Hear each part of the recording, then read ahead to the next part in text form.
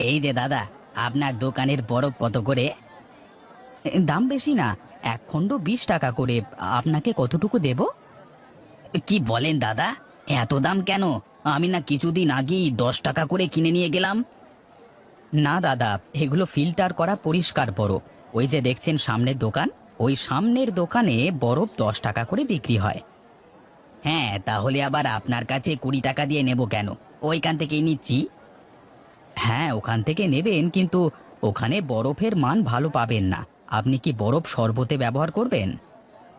হ্যাঁ, আমি বরফ শরবতে ব্যবহার করি। তাহলে আর খারাপ বরফ দিয়ে কি করবেন? আমার কাছ থেকে ভালো বরফগুলো নিয়ে যান। আমি কি বলদ নাকি?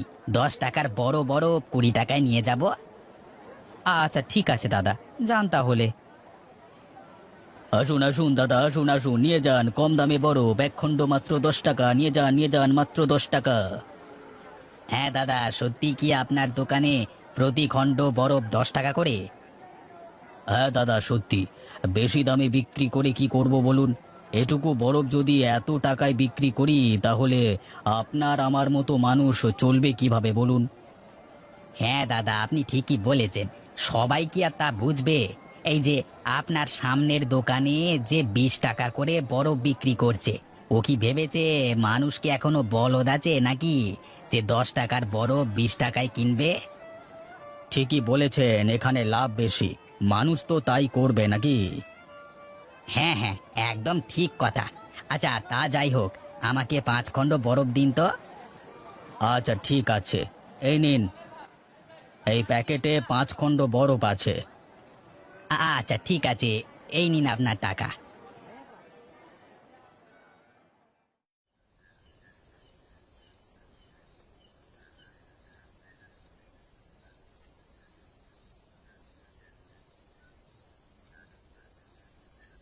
এই নাও গিন্নি, আজকের দিনের ইনকামের টাকা। কি গো, এত কম টাকা কেন? তোমাকে কদিন ধরে দেখছি, তোমার কোনো ব্যবসাই চলছে না। কি হয়েছে বলবে? শোনো গিন্নি, সৎ পথে অল্প টাকা আয় করেও শান্তি, কিন্তু অসৎ পথে 1000 টাকা কামিয়েও কোনো লাভ নেই। হ্যাঁ, তা তো বুঝলাম, কিন্তু তোমার ব্যবসা চলছে না কেন তাই বলবে তো। এখন আর বাজারে কোনো সততার দাম নেই গো গিন্নি। আমার সামনে কানাই বরফের দোকান করেছে।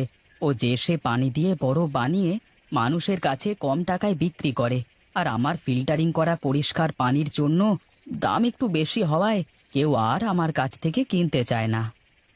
ও, এবার বুঝলাম তাহলে। আচ্ছা ঠিক আছে, তুমি অত চিন্তা করো না। দেখো, একদিন ঠিকই তোমার ব্যবসা ভালোভাবে চলবে, আর এই অসৎ কানাইয়ের ব্যবসা বন্ধ হয়ে যাবে। না না, ওর ব্যবসা বন্ধ হওয়ার দরকার নেই। আমি দেখি, ওর কাছে গিয়ে বলবো যাতে করে ও সৎ পথে ব্যবসা করে। আচ্ছা ঠিক আছে, তুমি হাত মুখ ধুয়ে এসে খেতে বসো, আমি ভাত বেড়ে দিচ্ছি। আচ্ছা ঠিক আছে। এই যে দাদা, নিন আপনার ঠান্ডা শরবত। হ্যাঁ হ্যাঁ ঠিক আছে, দিন। আর এই যে আপনার টাকা। কই দাদা, আমার শরবতটা তো দিলেন না। হ্যাঁ হ্যাঁ, দিচ্ছি দিচ্ছি, সবারটাই দিচ্ছি। একটু সবুর করুন, তাহলেই পাবেন। ও দাদা, আমি যে আগে টাকা দিলাম সেটা কোথায়? আমি তো এখনো পেলাম না গো। হ্যাঁ হ্যাঁ, এই নিন নিন, আপনারটা হয়ে গেছে। এই নিন। হ্যাঁ দাদা, আপনার শরবতগুলো অনেক সুন্দর হয়েছে। তাহলে আমিও আসি এখন, বুঝলেন? আচ্ছা ঠিক আছে দাদা, আবার আসবেন কিন্তু।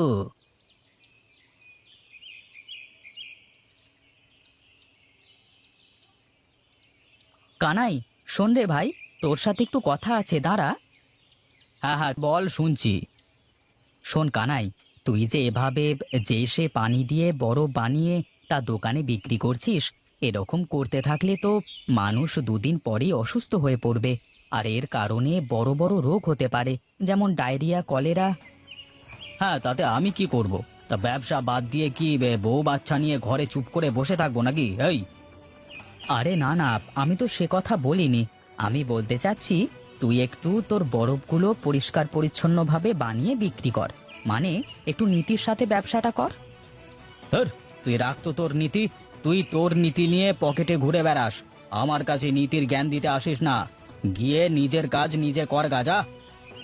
হ্যাঁ, যাচ্ছি যাচ্ছি, তবে যে কথাটা বললাম সেটা একটু মনে রাখিস। দাদা আসুন আসুন, আমার কাছে ভালো পরিষ্কার বরফ আছে, আসুন। হ্যাঁ দাদা, বরফ তো নেওয়া দরকার, তা কত করে বিক্রি করছেন? এক খণ্ড মাত্র 20 টাকা করে। আচ্ছা ঠিক আছে, দাঁড়ান আসছি। কোথায় যান দাদা, এদিকে আসুন। এক খণ্ড বরফ মাত্র 10 টাকা করে।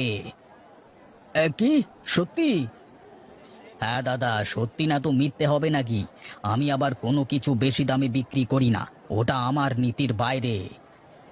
হ্যাঁ হ্যাঁ, দেখেছেন, এখনই তো ঠকে যাচ্ছিলাম। দিন দিন, আমাকে 10 খণ্ড বরফ দিন তো। এই নিন আপনার 10 খণ্ড বরফ। এই নিন, এই যে আপনার টাকা। আচ্ছা ঠিক আছে দাদা, তাহলে আবার আসবেন কেমন? হ্যাঁ দাদা, অবশ্যই আসবো না কেন।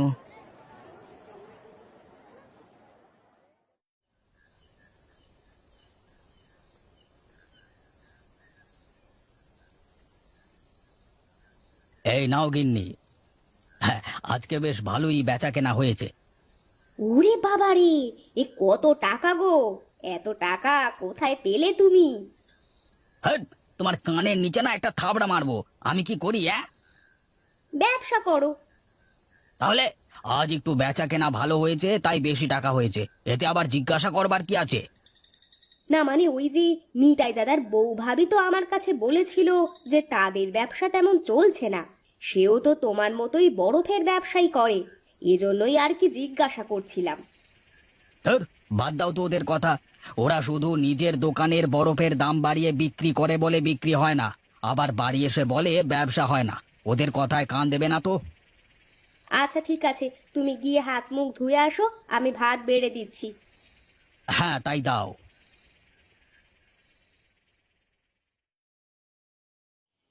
হ্যাঁ দাদা, আসুন আসুন, এই গরমের দিনে বরফের শরবত খেয়ে যান।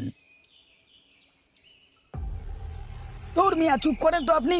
আপনার শরবত খেয়ে এখন সারা গ্রামের লোকজন কলেরিয়া ডায়রিয়ায় ভুগছে। হাসপাতালে রোগী ঠেলায় জায়গা পাচ্ছে না মানুষ, আবার উনি এসেছে শরবত খাওয়াতে, যত সব। কি বলেন কি? সত্যি সবাই অসুস্থ হয়েছে নাকি? হ্যাঁ, তা নয় তো কি, আমি কি মিথ্যে কথা বলছি নাকি? হায় রে, বেশি টাকা লোভ করতে গিয়ে এখন সারা গ্রামের লোকের অসুস্থতার কারণ হলাম। ওই নিতাইদা ঠিকই বলেছিল, তার কাছ থেকে পরিষ্কার মানসম্মত বরফগুলো নিলে আজ আমার আর এই দশা হতো না।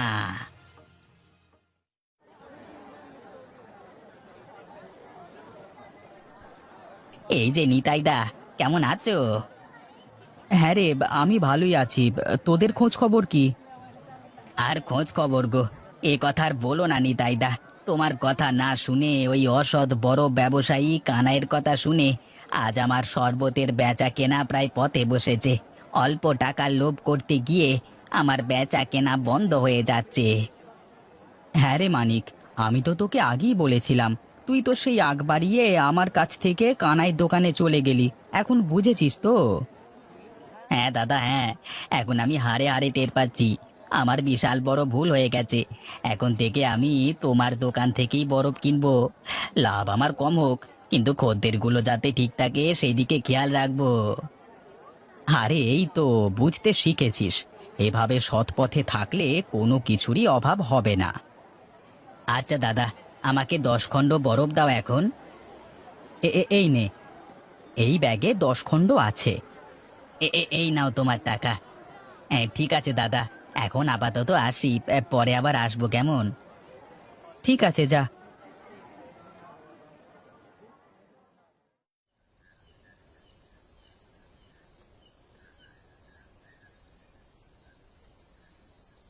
কোথায় গেলে গো গিন্নি? এদিকে এসো। হ্যাঁ আসছি। কি হয়েছে গো? হ্যাঁ, এই নাও আজকের টাকা। ও মা, এ কত টাকা! আজ মনে হচ্ছে ব্যবসা খুব ভালো হয়েছে। হ্যাঁ গিন্নি, হ্যাঁ, এখন থেকে ব্যবসা প্রতিদিনই ভালো চলবে, কারণ সবাই টের পেয়ে গেছে কার মাল ভালো আর কার মাল খারাপ। ওই কানাইয়ের বরফের শরবত খেয়ে মানুষ তো সব অসুস্থ হয়ে গেছে।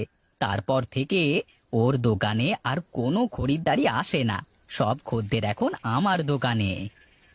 হ্যাঁ, আমি বলেছিলাম না তোমাকে, সৎ পথে থাকলে এমনি রাস্তা খুলে যাবে। হ্যাঁ গিন্নি, তুমি ঠিক বলেছ। আচ্ছা দাও, খেতে দাও তো। হ্যাঁ, তুমি একটু দাঁড়াও, আমি এক্ষুনি আসছি খাবার নিয়ে।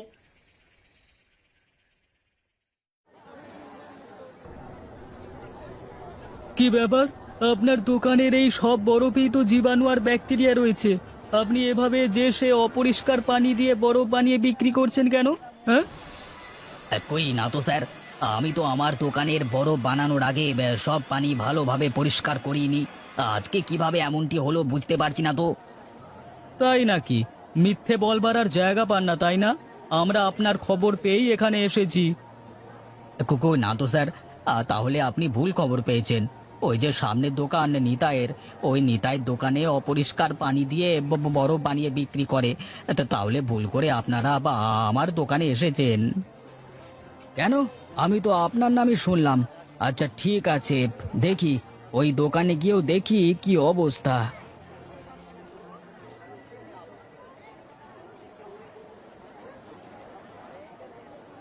কই, নিতাইয়ের দোকানের বরফে তো কোনো প্রকার জীবাণু ব্যাকটেরিয়া কিছুই নেই। না না না, মানে স্যার, মানে সত্যি কথা হলো আমি অপরিষ্কার পানি দিয়ে বরফ তৈরি করি আর তা কম দামে বিক্রি করি মানুষের কাছে। আমাদের সাথেও মিথ্যে কথা বলা? এই অফিসার, ওকে গ্রেপ্তার করুন, ওকে জেলে নিয়ে যান। দেখলি তো কানাই, অসৎ পথে ব্যবসা করে কোনো লাভ নেই। শুধু শুধু টাকার লোভ করে আজকে জেলে যেতে হলো তোকে। আমরা দুঃখিত আপনাকে ডিস্টার্ব করবার জন্য। কোনো ব্যাপার না, আপনারা আসতে পারেন।